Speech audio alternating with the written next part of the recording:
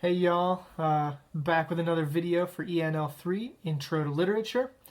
So we've been reading some fiction. We read Nathaniel Hawthorne's Rappaccini's Daughter, and we're currently reading Shirley Jackson's novel, We Have Always Lived in the Castle.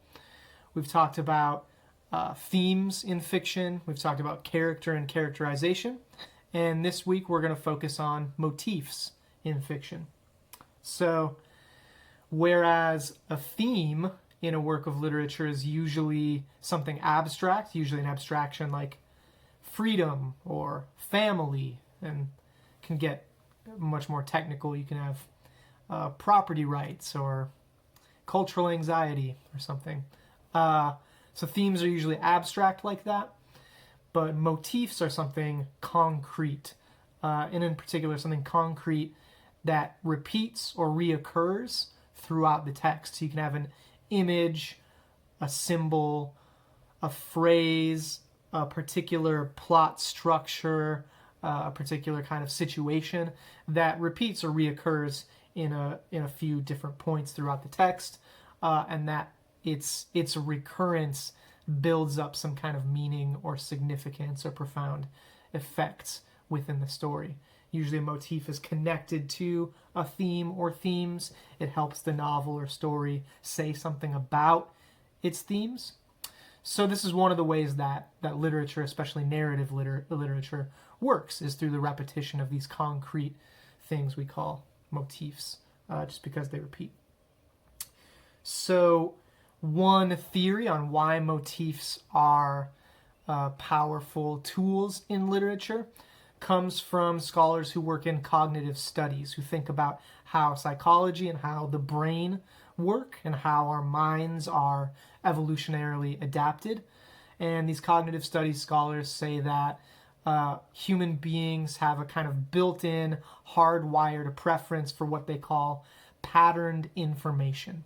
They say that we love patterns. We look for meaning in patterns in our surroundings. It's one of the ways our brains adapted, maybe from, some of them argue, the need to find and recognize paths in the wilderness, looking for paths or looking for landmarks. Stuff like that is maybe one idea. I'm not an evolutionary scientist.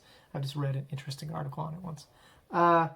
So that motifs, the recurrence of patterns over time in a narrative, fulfill this desire of ours for patterned information, is the argument that cognitive studies scholars make.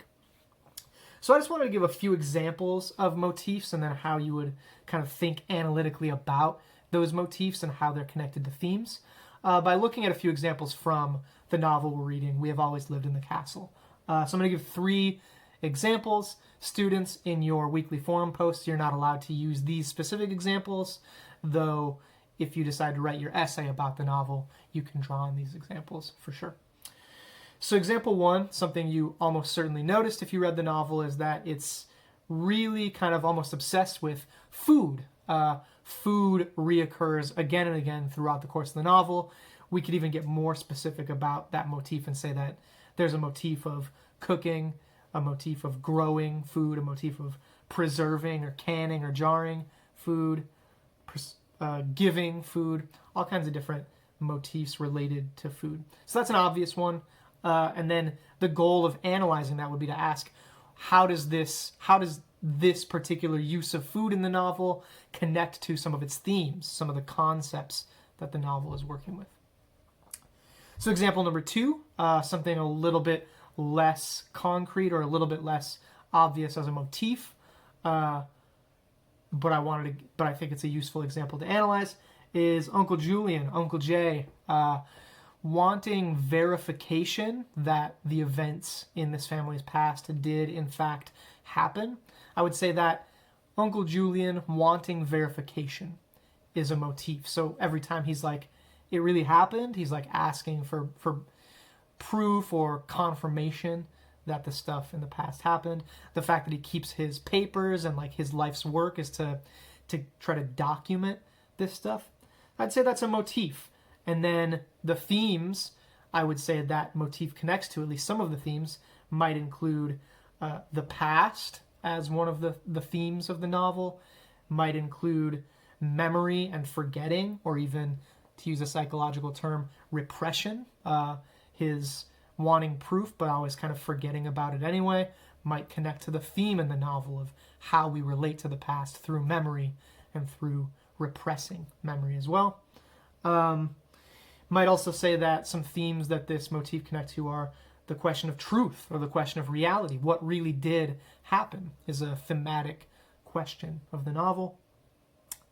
And then you might even say that, like, documentation is a theme in the novel. And you might ask, what is the novel saying about the desire to document, the desire to have documents?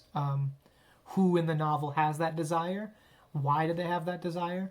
Are we supposed to sympathize with that? Or are we supposed to conclude that the desire for documentation is not important for some reason? So that's how you would analyze this motif and connect it to some themes. 3, finally the third motif that I'll talk about just a little bit, is another one that's a little bit more abstract. It's not exactly a concrete symbol like food, or a concrete thing like food. So number 3 is rules. I think there's a lot of rules and discussion of rules in the novel. In particular, Mary Cat has these rules that she lives by. She can't do certain things in the house. She has certain days to do certain things. When she walks through town, she imagines it as a game with rules. Move forward 3 spaces or whatever.